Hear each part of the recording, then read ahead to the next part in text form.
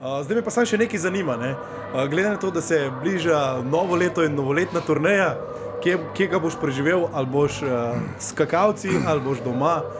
Poglej, Ali te bomo slišali v prenosih? prvič v življenju sem se odločil, da bom v službi tako za Božič kot za novo leto. Jaz bi te ful spraševal, ampak bom naredil tokrat izjemo. Slučajno je se upadalo, da je tudi moja družina ravno v tem času prišla, ker si ti vstopil v studio. Mater, imaš lepo družino. Hvala. No in glede na to, da je Manca, naša srednja hči, absolutna fenica tvoja in smučarskih skokov, jaz bi dal to možnost, da te kaj vpraša, če dovoliš, seveda. Absolutno ja. Manca, Izvoli, izvoli. Manca. Ja, mene zanima, kdaj boste spet z Jelkotom komentirala, kaj te najbolj gleda.